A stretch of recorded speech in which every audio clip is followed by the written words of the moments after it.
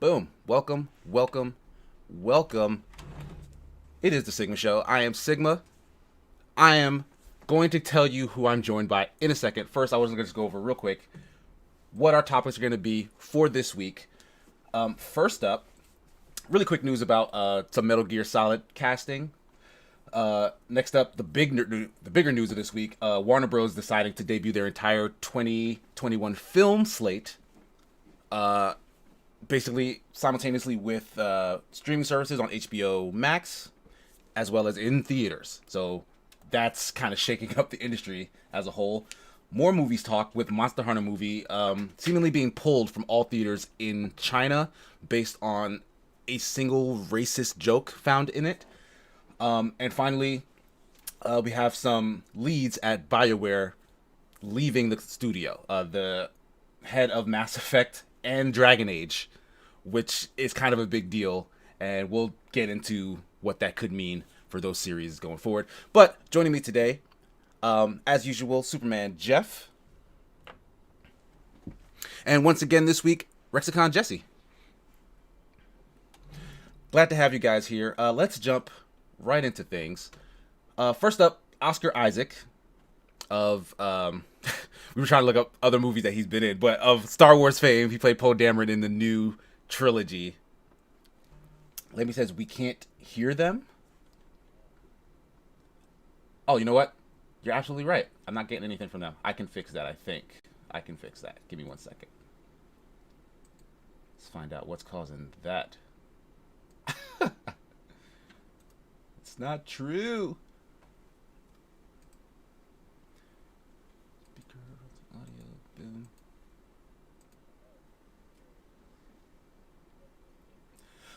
No, you're not muted, but it's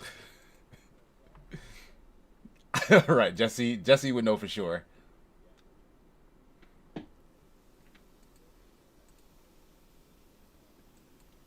Oh no.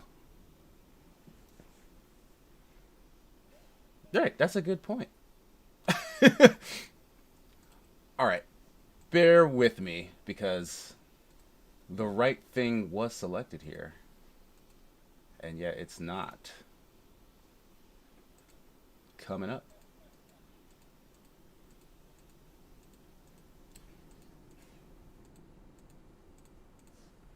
Yeah, I may need to add a new, because I don't know why, but it usually just is here as a source without me having to do anything.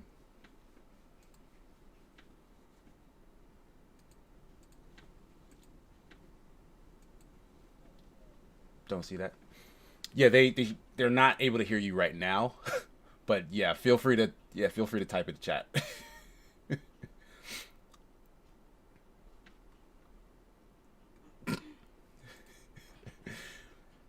Like I know it's harder for you guys to stall since they can't hear you, but stall.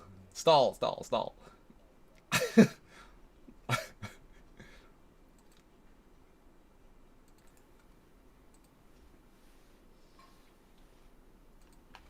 on, let me try this.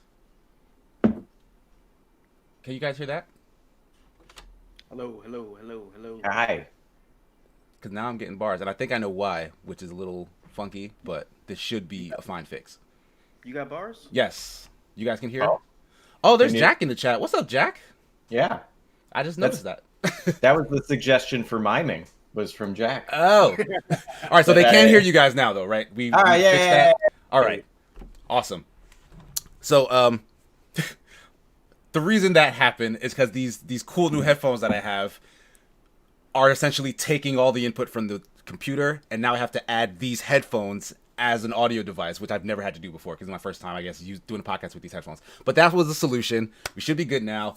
Let's talk Oscar Isaac becoming Solid Snake in the Metal Gear Solid movie. What are your first thoughts? Because I have some of my own, but I'll let you guys go first.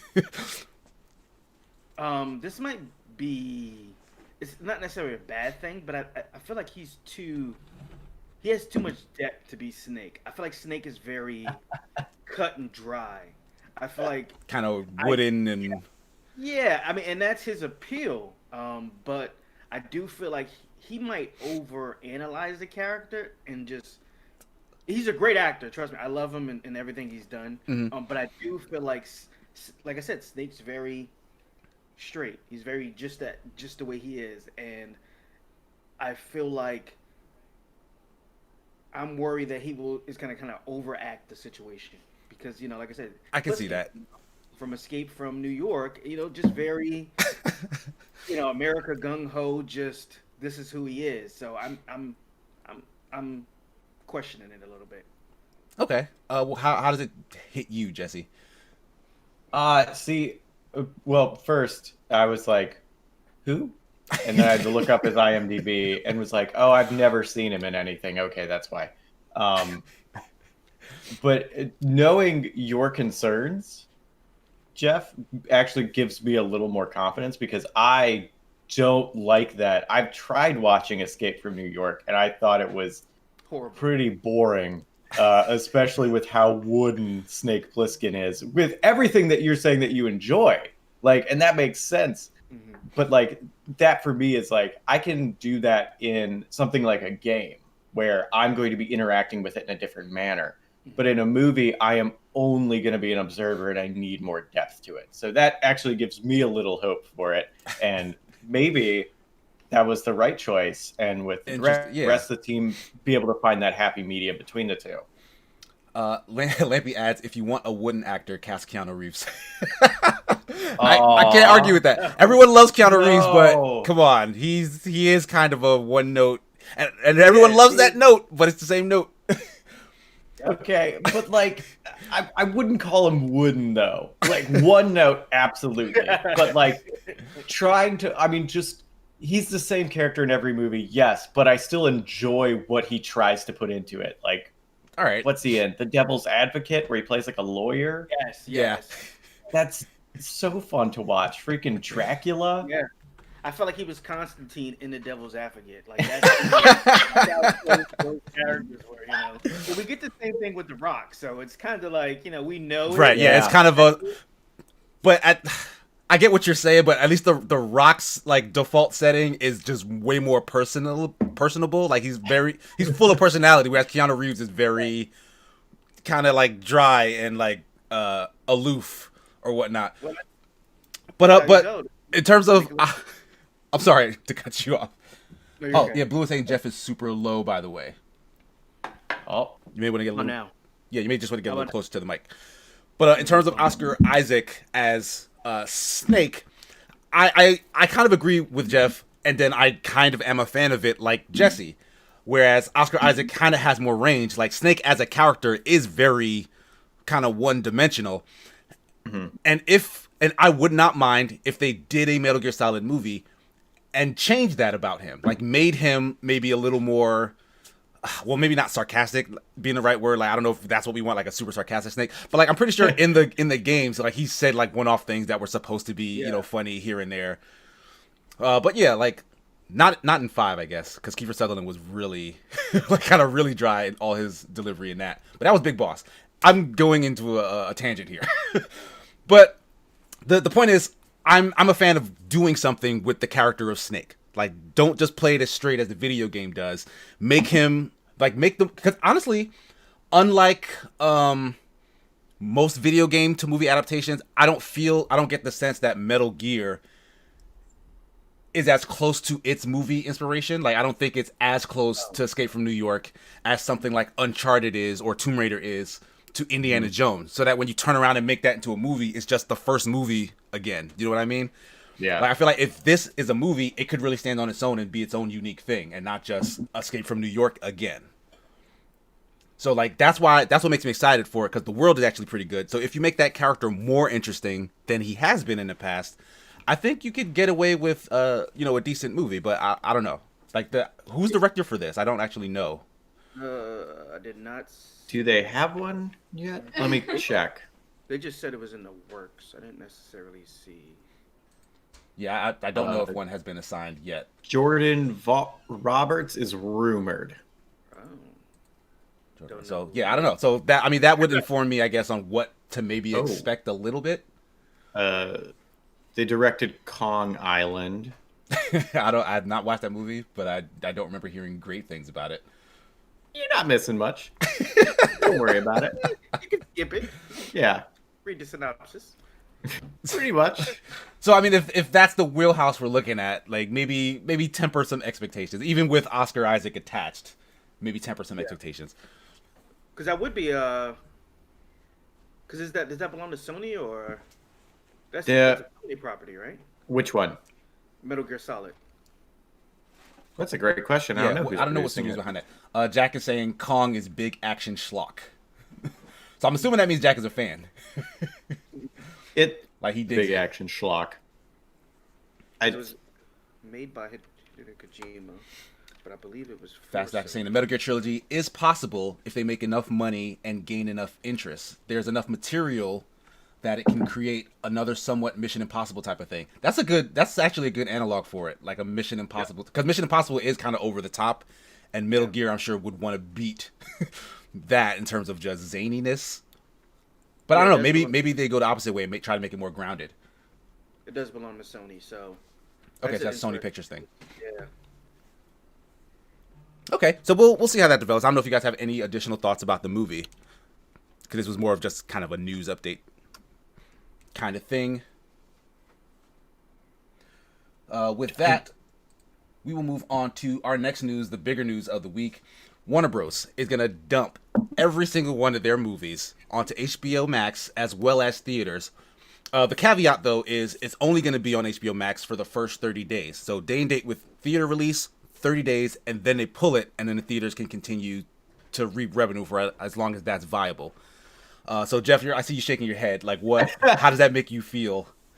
So I feel like that's an empty gesture. Like, oh, only be on there for 30 days. If anybody's gonna watch it, they're gonna watch it like in that first week or so, whatever. Even within that 30 days. So saying it's not gonna be on there after 30 days just makes no sense. Like, oh yeah, whoever hasn't seen it in their home or whatever, you can go to the theaters now and continue to see it if you want to see it after these 30 days. Like, I feel like that's an empty gesture. So Also, empty for who? Like the fans or for the theaters? Okay. like, yeah, like, hey, we're putting it on streaming services, but it'll only be for 30 days. You guys will be the only places they can find those movies Right. after that initial 30 days.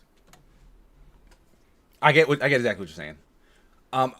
I agree in that it's kind of an empty gesture to theaters, but because we were actually talking about this last week when they announced that Wonder Woman was going to be doing this before they let loose that everything was going to be doing this. But like, I think it's the better option because there are some places like America where you really can't go to a theater. Like either there aren't any open around you or it's just not safe even if they are open. And so the smarter thing to do if you're going to, try and get this content out there is just release it on a streaming service. So I feel like it's kind of just Warner Brothers, one, being responsible in a sense, not to say that they're doing this for altruistic reasons, but also they want to make money. Like they can't just hold on to everything. Like and honestly, I feel like and we'll get into this a little because AMC had a response to this. I feel like them being so beholden to the theater's plight in that you need to physically go there for the theaters to be part of this structure, that's not necessarily Warner Brothers or any other movie studios' problem. And like for them to come down on them and be like, "Oh, you guys are there's so much rage in that statement from AMC that it's like, come on, you guys, you got to figure out how to deal with your own problem because this is a unique you problem as a movie theater chain." Well, I think we have to think of it as how many people work in the theater industries, right? So not only that, they're dependent on these movies. Like that's why Regal went under. There were no even when the theaters opened back up, there were no big blockbusters coming out for people to even take a risk to go to the theaters to see anything. And I think this kind of cements the fact that AMC is not going to last much longer.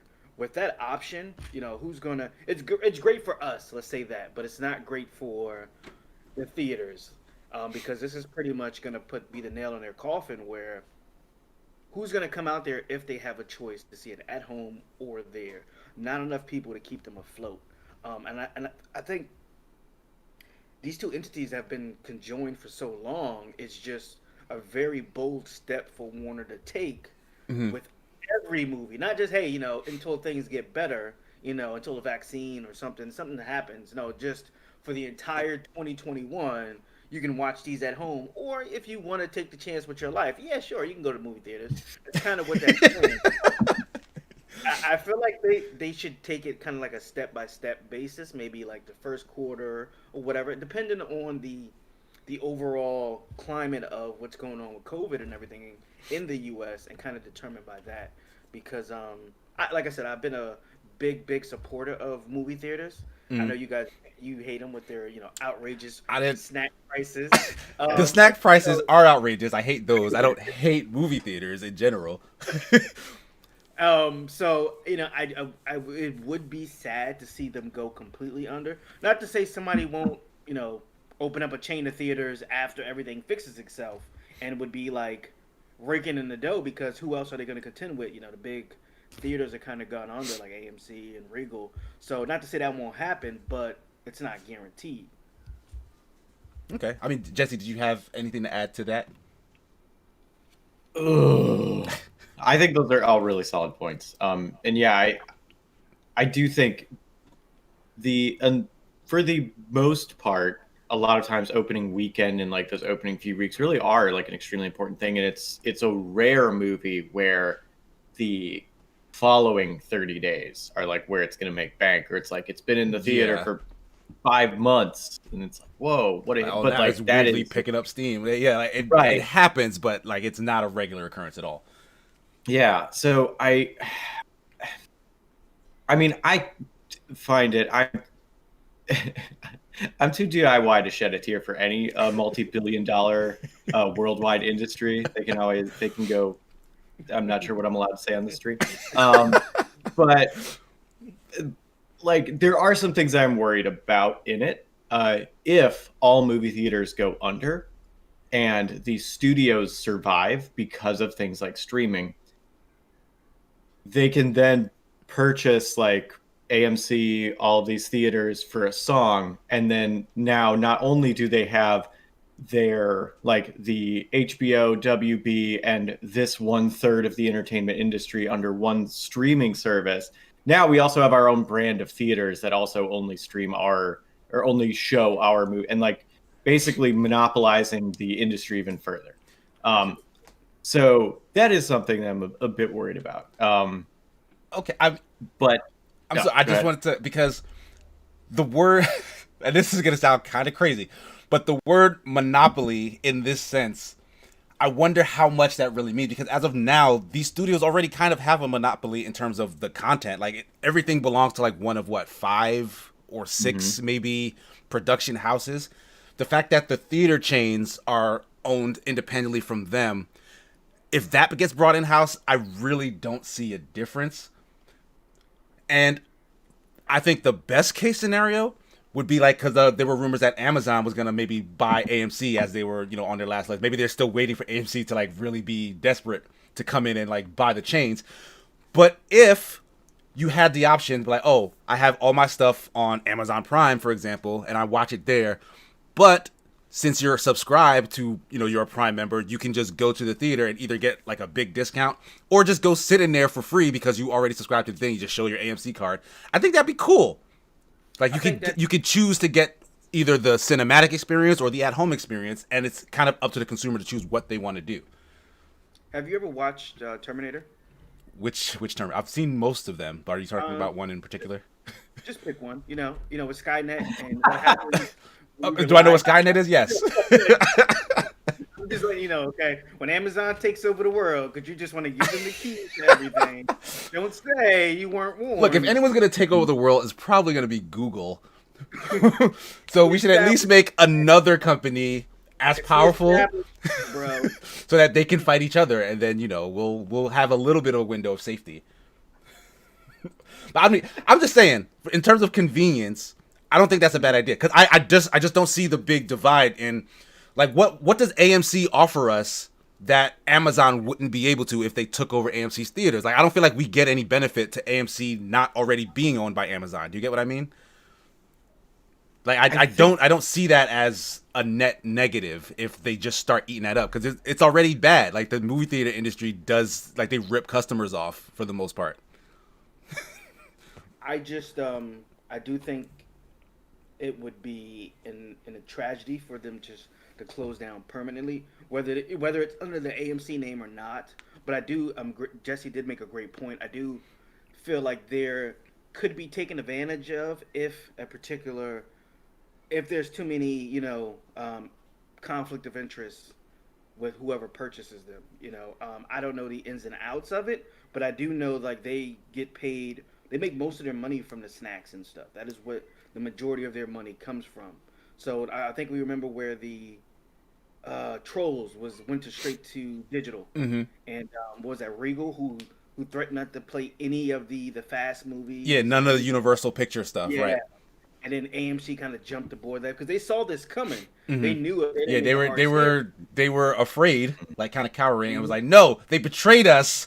And then they had to make their statements and whatnot. And I get it. Like they are desperate. Like it's very, very hard for that industry. Like the service that they sell is kind of a death sentence to a lot of people. And I just want to reiterate, because Lampy did mention it last time we had discussion, and he mentioned it again, that this is only happening in America, like the streaming, hybrid, and theater thing. The rest of the world is just in theaters. So they don't get this option. And I don't know how that really affects AMC. Like if AMC is just making a big stink about just this region because it's worth so much to them, or they just don't want this to be an option anywhere because they fear it could become an option everywhere. I do feel like they do make the majority of their money here. If you look at the box office numbers, especially like Jesse said, like opening weekend, especially for certain movies, we're just like that's opening weekend is more than what they're gonna make for the entire run of the movie going forward. But also, a lot of places overseas are very strict with what movies can air based on the content of those movies as well. Yeah, in some places for sure. And we actually get into that a little right after this. Thing. I think there was like because a lot of times they have to do completely different versions for those other countries. Right. Just to release them there. So it depends on a lot of that stuff starts to play into it, where in the US, freedom of speech affords you a lot more flexibility based on the content of the movie. That's true. That's a really good point. Jack is saying U.S. audiences are no longer the driving force in box office sales. It's all China now. And I'm glad you brought that up, Jack, because it is the Chinese market that has banned all showings of Monster Hunter over a racist joke. I don't necessarily want to repeat the joke. You can look for the article, but to be honest, I thought it was like bad in the sense that like I didn't get it. It was like a really dumb racist joke. Like it was racist from what I could tell, but I didn't see the clip. The clip was pulled from Twitter, so I just read like the text of the situation. I don't know what it was in context. Like I don't know if it was someone who was supposed to be overtly bad and racist making a joke, and that was the point. Like this guy is a jerk, and we don't like this guy. But either way, China's like, we don't want to hear this in our movie theaters, and they pulled it. There was review bombing that happened as a result of this to Monster Hunter World, the game. Not the movie, but the games. They went on Steam. They started giving a tons of negative reviews referencing this event, this situation. And Capcom released a statement saying, we don't have anything to do with what was put in that movie. Like, we're sorry. We respect people. So, we'll look into what happened there. But they're also promoting the crossover thing with the movie stuff because they have a Mila Jovovich character model that's just now being added to the game with a couple of missions that tie into the movie. So that's kind of like they're apologizing on one hand and then like still trying to sell you Monster Hunter movie stuff with the other hand. So what is your guys' take on like this reaction from China and like the reaction from games media towards the game and everything like that? Well, not games media, but the games fans to the actual game. For me, I felt like race played no part in the games, so I felt like it should have had no part in the movies. Like there was never any mention of any character being different or any color. They might have been different colors and different races, but it was never mentioned in there. Everybody was too busy fighting for their life. You know what I'm saying? Yeah, there's monsters everywhere. Why are you worried about this? Yeah, so I don't understand why that could have came up, and also. Did nobody kind of figure this out through the course of filming it? Yeah, that was a point that was made in the article that the whatever the ministry is of reviewing movies in China, they watched it. Like, they let it through to general audiences before people saw it and complained or whatnot. And then they pulled it after. So, kind of like why wasn't that addressed beforehand? Like, who's really at fault there? Anything, Jesse? On that note, like the I don't again it's like a 10-second clip.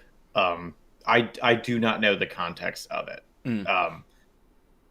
So if it isn't some sort of integral part to the story, like, why as a director was that a choice to leave it in? Like, what purpose does it serve for the story itself? Because it seems like it. I mean, again, like you were saying, maybe it is like, look at this horrible person. Here's what they say. Yeah, now like, they're horrible, and we only did it in 10 seconds. All right, we can keep moving. Yeah, it could have been something like that, but I mean, I didn't see the clips, so I don't actually know. Yeah, but also my understanding in Monster Hunter, maybe that might be too much depth. Might be wrong. Might just because I, know the director's movies and like, no, I don't think it has depth. Probably not. I do. It seems more like a oversight. For the mentioning of review bombing with the game and the advertising it within the game, but saying, we don't support this.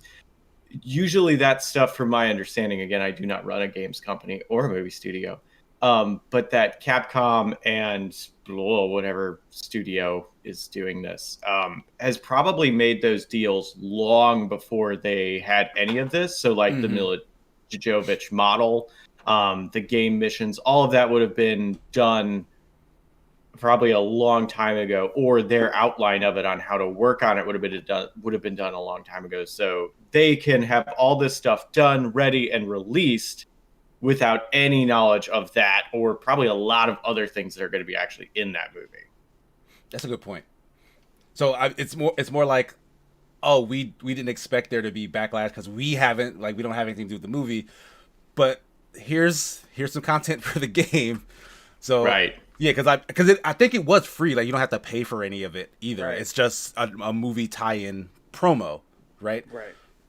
Yeah. So I mean, yeah, maybe don't be so harsh on Capcom for that. But I mean, again, Capcom is a very large company, so maybe maybe kick them when they need to be kicked, regardless of whether they deserve it or not. I don't know. I don't have the correct answer to the situation, but it gets me thinking.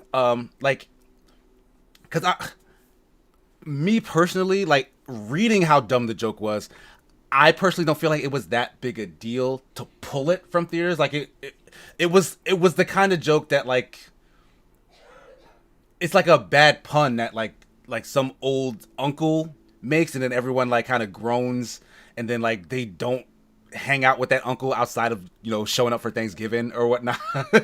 So it's like it seems like a very tiny dig, but I understand the notion that if like if Jesse was saying, if you didn't need to have this in here and it's in there, it's personal. It's like you knew that we were going to see this and you wanted to get at us for some reason. So F you. Like, now we're going to blow the whole place up because... So, like, I get that. I just... Like, why... Well, I guess I understand why. Like, I'm kind of answering my own question.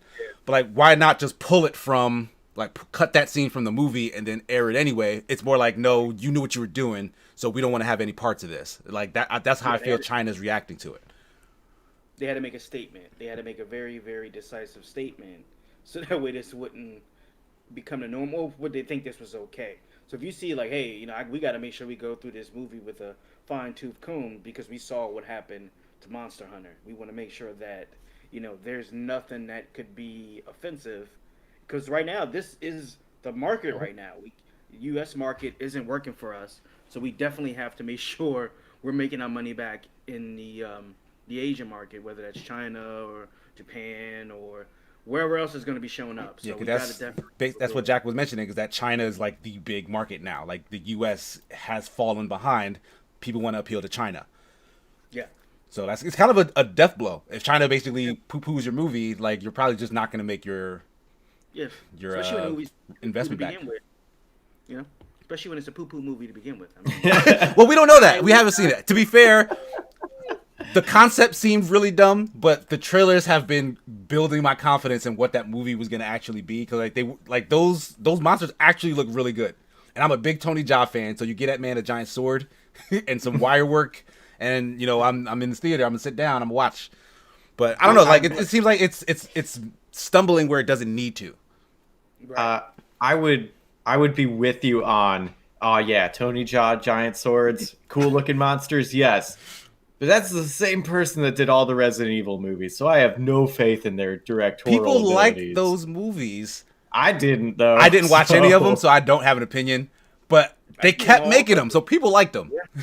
They made money, but none of them, all of them are outlandish compared to what the first one was. The first one was actually what it was supposed to be. Then somehow she got superpowers, and then it just goes on. So I do feel like it's not very grounded or even remotely close to the source material. They just kind of started making it as like Michael Bay movies, just explosions, this, that. Yeah, and just look at me. I mean, and that is one that's one method that people try to go for with adaptations. They're like, well, who cares about the story? It's a video game, right? They like the visuals, they like the they want to recognize the things that they recognize from the game, and that will probably appease a lot of people. It might appease me because, like, honestly, the story in the Monster Hunter, I've only played Monster Hunter World to completion. Like, I've dabbled in some of the other ones, but the story in Monster Hunter World is fine. Like, it's not, it's not revolutionary. Like, the characters aren't super memorable. Yeah, but like it serves a purpose. It works. It's fine.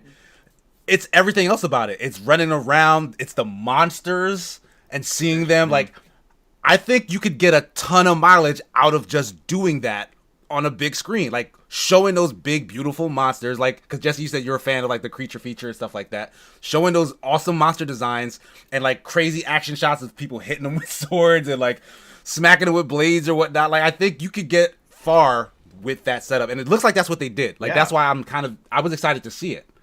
Yeah. Do you think this puts a nail in the coffin for the franchise? Or?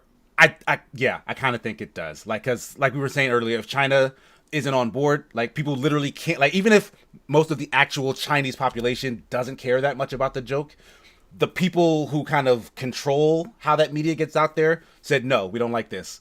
So none of them are going to get to see it. None of them will spend money on it. And that's a big market to lose. So why would they then, like, China's already put them on their ban list or whatever. So why would they make a second one that China's also probably going to ignore? It just doesn't seem feasible. I'll still watch the movie whenever it comes out around here. Is it at all? Oh, did I freeze? Oh no, we're getting all sorts of issues today. What happened? Can you guys hear me? Oh, you're back now. All right, that was weird. You guys both froze simultaneously. You now. You froze. Okay, so we're back now. But yeah, that was basically my 2 cents on that. I still want to watch that movie, but I don't know if it's actually launched in the States yet. I don't think so. I haven't gotten any alerts on like Fandango and whatnot, and it's definitely not on any streaming services. And Lampy says Resident Evil is also on their ban list. Oh wow! Which is funny because have you ever seen like the actual Resident Evil play in China? There's no. An actual play. What? Yeah, it's like a whole Broadway production. No, I have not heard of this. I happened to come across it one day when I was looking up some Resident Evil facts on YouTube videos, and like, once that video is done, it'll play something relevant kind of to it. Mm-hmm. And they were showing like a whole play. It was just like a whole Broadway production of Resident Evil, and I was like, oh wow. Did you like watch it? Was it good? I did watch it. I mean, it was good enough. But, yeah, because they do that with a lot of like anime in Japan. Like, there was like a Bleach stage show, there was a Naruto stage show. Yeah, and like the costumes, blowing my mind over here. Like the costumes and stuff is actually really cool for those productions. So if you haven't seen it, yeah, definitely check that stuff out. I would. Oh my gosh, do I want to see a Resident Evil stage play? I'll find that again. All right, so I mean, anything else on the Monster Hunter China situation? the reaction of fans towards the game, because I think that's actually kind of dumb. Like the game doesn't really have all that much to do, but they're trying to make a statement, trying to let it known that they're unhappy. So in a sense, it's a form of protest. And honestly, fan reviews don't really mean a lot. Like I hate to say, like it doesn't really affect anything other than other fans' perception if they care about the thing. Because anybody who's going to play that game pretty much already has it, unless there's like a next gen upgrade to it.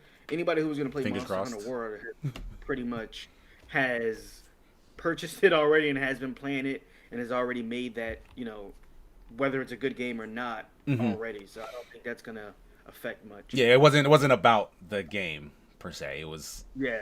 It's a weird place to yell about it, but you know what? That makes sense. If you want to be disruptive, like you want to get noticed, then you go to a weird place to do such a thing. So that's fair in that regard.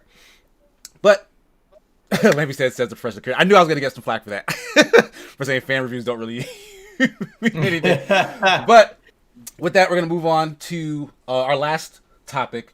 We just got news that 2 Bioware leads, I knew their names and now I'm blanking on them. But Casey Hudson of Mass Effect and Mark Dara of Dragon Age are both leaving the company. So they're both the heads of the 2 kind of flagship franchises for BioWare, like Mass Effect and Dragon Age. Dragon Age is supposed to have a new game coming out soon. Rumors are that they're going to show some of it at the upcoming Game Awards. But their leads have pulled out. This isn't the first time this has happened for BioWare. I think for Mass Effect specifically. So, like, how does that make you guys feel about... Because they just announced as well, more Mass Effect is coming. And then the guy kind of set sail. Those projects had to not be going well. Because if you read her statement, she pretty much said she's making way for the new generation of leaders. So that gives me indication that maybe they weren't happy with the progress or the direction of the game, and they felt like they didn't want a repeat of some of the past mistakes with those franchises, so they wanted to go a different route. I don't know if that meant putting somebody else in charge of of those particular properties, but I can't think that would go over well either. It would kind of put a negative light on them if they got pulled off of those particular games. So they probably just decided to go their separate ways and keep their reputation intact. But it does worry me that there's going to have to be a lot of rework done on these games if they weren't happy with the content of them up until now, because we're supposed to get that trailer for Dragon Age 4 at the Video Game Awards on December 10th. So, yeah. Yeah, like just before they show something from the game, they like it's a little odd. What about you, Jesse? It is very worrying. But also, if I remember correctly, and I had to look this up to make sure, in the case of Casey Hudson had left BioWare before. Yes. And then came back and was the director of Anthem. Like, did something with Anthem, like came back specifically to be a heavy role in that. When that director stood... Was that before it launched? Do you know? Yeah. It was before Anthem launched. So, like, it was in the middle of its production, but before it launched. That was, let's see if I'm looking at this article. Yeah, 2017, when Casey came back and took over, did whatever they did for Anthem. Anthem. That's a whole nother thing. So... Yeah, it's really worrying, and kind of what you were saying too with the statement of leaving. Boy, howdy! It really seemed like it went through very corporate filters to sound like I'm not gonna burn bridges, but like I need to leave. Like I don't know the situation. I'm not gonna claim to know it, but like it does seem very sterile, and that. It could be for a number of reasons. Again, I will happily blame EA for anything because they're a big giant corporation and stick it to them. But I don't know the exact situation. But yeah, it does make me kind of worried. Yeah, I'm in the same boat. The thing that seems the most odd to me is they both did it together. They kind of like, I mean, not like they didn't like write a joint statement, but they both kind of did it at the same time for two different games. So it strikes me as there's something above them that's making it difficult for them to do the job, I feel like. And like they must have been unhappy for a time because Casey Hudson had left before. He must have been promised something when he came back. And then from that point till now, he probably didn't get anything he wanted or thought he would get once he came back. So he left again. Like maybe that's most people leave their job because of their boss. That is 9 times out of why people leave a job is because of their boss. So yeah, and the statement, if I'm remembering it correctly from reading it, they did a lot of praising to the people they were working with directly with them, and like everybody that's kind of at their level and under, and don't say anything about anybody like that's calling the shots above them. And also that they have that could have been a bit of a jab, that they were like, I have all this creative drive to do something, but I'm gonna have to, find another place. Right? To do Yeah, it, because they're not retiring from the industry; they're just leaving Bioware. Like, and them doing it together makes me feel like maybe they have plans to just start a new studio. Maybe they'll poach a bunch of people from Bioware that they have, hopefully, that they've said they liked working with and whatnot, leaving EA and now Bioware with maybe just another shell of a development studio to churn out these big name games that people are kind of highly anticipating.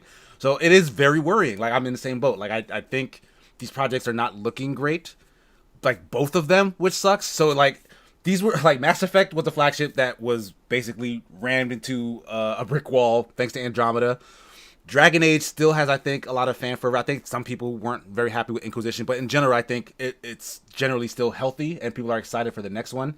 But with Anthem like this, Mass Effect like this, Dragon Age is kind of the next domino to kind of fall. Like, the writing's on the wall for that game. So whatever we see at the Game Awards, if it's not actual gameplay, I don't know. I'm gonna be very skeptical of what the quality of that game. And I don't know how to get around that until maybe it actually launches and it turns out maybe it's good. But yeah, this seems like a train wreck all around. Yeah, it does. Oh man, but I mean, to kind of close things off, what are you guys' relationship with Dragon Age? Like, I know Jeff played Inquisition and loved it, but like, are you guys fans? I am a fan. I did not like the second one, I believe it was. I didn't like that. It was like that. So Inquisition gives you a option of that over the head tactical combat and that real time third person combat. I believe the second one you only had the tactical combat, so there was no option to do both. So I didn't play the first one, and I played Inquisition, and I mean I loved them both. I know you played it and you weren't a fan. Yeah, I couldn't. I couldn't get into it. Sorry, I really did try. Like, I promise I tried. You said it was hard. No, it was weirdly difficult, and I couldn't understand why. Like, I'm not bad at games that are difficult, but it seemed completely unfair. And like the way to get around the difficulty was to spend a ton of time going back and forth with the real time combat and the micromanaging of the individual units, and that stopped being fun. Like, I didn't want to spend that much time in like either make one or the other. Like and if it's gonna be both, like make it a little more manageable. It wasn't a bad combination because I'll tell you the difference between struggling and not struggling. I was able to take down like a dragon, which is like pretty difficult to take down. Obviously, it's Dragon Age, with just one character. I mean, she was a little busted, but with that one character, I was able to pretty much just take down a dragon and just keep reviving everybody. If you remember the mage. Yeah, I remember her. I don't remember like her name or anything.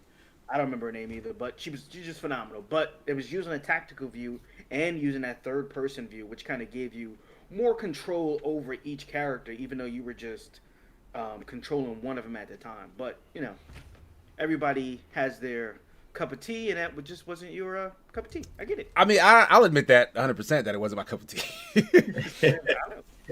I'm not judging you. But Jesse, how about you? Like, I don't tell Sass Queen Amy. Right, because she absolutely loves Dragon Age. Yeah, I tried playing the first one and just was bored to absolute tears. It was just, first of all, the gameplay was very MMO based. Like, hit a button, wait for cooldown. The only thing that gets me to leave a game faster than that is the word you said, Casey, which was micromanage. The moment that is dropped, it's like, well, this isn't for me. That's fine. Bye, everybody. Yeah, nope, right out of there. So I tried playing it, couldn't stand it. Put like, I don't remember how many hours. I did not beat it, but I put like, I don't know, maybe like 10 hours into it and was like, I hate everybody. I don't like this. I'm very bored at this gameplay. I'll leave. But it looks really pretty. And like, there are things about it that seem promising. And then my partner wanted to play it. So we got it for like $5 and she tried it, played it for like 5 or 6 hours and was like, this is really boring. And like did a completely different intro than I did. So I got to see like a different part of it and was like, yeah, I don't like this at all either. I'm fine with that. I'm mostly on my phone while this is happening. I mean, despite you and me, Dragon Age does have a bunch of fans. It does. They're defending it in the chat right now. Yeah. Hey, some people love micromanaging and all sorts of things. And like, I never tried 2 or Inquisition because of how much I disliked the first one. Mm-hmm. I was like, I've got other games to play. Why would I try? Right. So I don't know. I don't think anything that they show at the Game Awards will move me one way or another. I'm assuming, Jesse, you probably feel the same. But for someone like Jeff or Amy, they're probably, anticipating it. But with this news, like, how does that dampen it? Like, do you still feel like you'll get kind of a... Like, what do you need to see from this trailer to kind of restore your confidence, I guess, is what I want to say. Well, I wasn't expecting any gameplay to begin with. I was expecting a trailer. I mean, that's kind of that's all we're gonna get. So that's just gonna lay down with who the protagonist is, what the story is, that type of deal. I didn't expect any gameplay. So I still think it was gonna be a while before we saw gameplay. Now I think it's gonna be even longer before we see any of that. So it wouldn't make or break this actual announcement. It's just when they actually do show some gameplay, what it's going to look like. Okay. So, I mean, what would you want it to look like? If they did happen to show it today or, when they do show it later on, like, what would you want to see in a Dragon Age 4? I would like to see the combat be more fluid. I did feel like some of the character models were kind of stiff. Mm-hmm. Even in Inquisition? I would like to see more fluid combat. Where you're not just swinging like that whole Skyrim, just swinging the sword, sword. There were moves and stuff, but aside from those moves, that was it. The auto attacks are very, very stiff. I think it played more like Guild Wars 2 as far as combat went, which kind of plays to Jesse saying it felt like an MMO because that's kind of what the combat was. It was just like Guild Wars 2. I would also like to see more better customization options for certain races, like the big horn guys. I forgot what they're called. There weren't really many customization options. Maybe that's how their race comes. Sticking with the thing with the hair, so definitely just hair options. More black hair. Do it. Get it done. So, and they did have a multiplayer mode, but it was very, very janky and it wasn't fleshed out. What, the multiplayer? There was multiplayer in that? Mm-hmm. I had no idea. Online or couch? Online multiplayer. Was it like PvP? Like you fought other people, or? Yeah, it was PvP. Okay.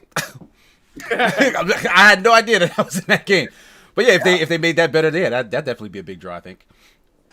But anything else on the Dragon Age or Mass Effect stuff, Bioware in general, EA in general? I hope EA goes under and all their licenses go back to other studios and like the studios they absorbed, and then they can live free of that horrible rule. Wow. In the land of Tyrael. Yeah. I can't. They're supposed to be doing a rework on Anthem, so I'm definitely gonna check that out when that does drop. Just to see what the difference is. They completely reworked the game. Supposedly, it was kind of like a complete overhaul. Yeah, So when that Anthem drops, Next is what they're calling it, right? yeah. So I'll definitely be checking it out whenever that does drop. All right. So that does it for today's show. Guys, what do you have coming up this week? Any streams or productions or projects that you want to let the chat know about, tune into, etc.? Jesse? I'm sorry. I'll let Jesse go first. Yeah, go ahead. Oh, okay. I should have another 3-minute review coming out on Escapist this week. I think it comes out Tuesday. Nice. I am working on my next game for behind schedule. Awesome. So I'm not sure when that's going to come out, but I'm trying to get that done as quickly as possible. Can you tell us the game it is? I know you've mentioned it before. I don't know if you mentioned it out Ooh, loud. okay. I haven't mentioned it on Escapist to try and generate hype, but for everybody who's here, Sigma Show exclusive. yeah, Sigma Show exclusive. I got Legacy of Kain Soul Reaver. Oh Nice. man! Yeah, the PlayStation's hey, we have a Zelda 2 game. When are you gonna be dropping that? I don't know. I'm still playing it. I'm actually going to play some more of it later today with a friend of mine. I need to check that out. I love that series. Yeah, I've never played it, so I'm finding out what it's like. And I'm Nice. also finding out how you can buy games that don't work. Oh. And all the work it takes to make them work. Yeah, I can't wait to hear that story. Anything else, Jesse? Anything else that's going to be coming out personally will be on my website, which is rexiconjesse.com. And then my itch.io page has a bunch of RPG stuff, new tabletop RPG things that I make. And that's on rexiconjesse.itch.io. Cool. How about you, Jeff? What do you got coming up this week? So we actually recorded our first episode of the Mandalorian discussion so far, which covered the first 5 episodes. We did a little bit of cramming there, but definitely go and check out the VOD for that. If you haven't already, it was a lot of fun. We got to cover some interesting topics and kind of some theories that came to light in there. One of mine's actually came true in this last episode, so I'm actually stoked about that. Where can they see it? So you can find it on the Open Party Twitch channel, the YouTube channel. You can find it on my channel, which is Superman Jeff. And if you haven't already, I'd love if you would go ahead and follow me over there. Please also, do. we have it on the Facebook channel as well for the Open Party. So definitely go and check that out if you have the time. And then Monday, I'll be back with Monday Night Siege after the new Neon DLC. I forget the exact name, but the new Neon DLC. I want to say Neon Abyss, but that's an entirely different game. I want to say I don't think it's called Neon Abyss. So it's a new character, and it's the last DLC for season 5, I believe. So I'm actually gonna purchase the character so we can see how she works and some of that stuff. So we always have fun, whether it's private matches or some matchmaking. So definitely come and check us out, or come play. Either one. Nice. As for me, later today, please join us for Super Smash Sunday, 2:30 p.m. Eastern. It's an open lobby. We play King of the Hill games, so come through if you like to play Smash and join the rotation. It's a lot of fun. No game night tonight because we did that yesterday. Game nights for Escapists have now moved to Saturdays, so that's how that's going to be going forward. Other than that, I really can't think of much else that I have coming up, but be on the lookout for, just follow the channel Sigma Gears 9 on Twitch, my Twitter especially, because I kind of just post out whatever I'm doing over there, but follow that. I'm trying to do more Sigma and Sun streams. It's just my Adam likes to get in trouble a lot, and it's hard to be like, hey, let's go sit down and play video games when I know he's on punishment for something. So I'm trying to fit in more shows, but he's making it difficult. But if you follow the Twitter, then you'll see when we actually do go live. So I really appreciate if you do that. But thank you, Jesse, once again for coming through. Thank you, Superman Jeff, for coming through. Thanks everybody in the chat. Thanks Jack for coming by as one of our coworkers. Blue was in the chat, I remember. I really appreciate all you guys and your support. That's gonna do it for episode 9 of the Sigma Show. Take care. Bye. Bye, everybody.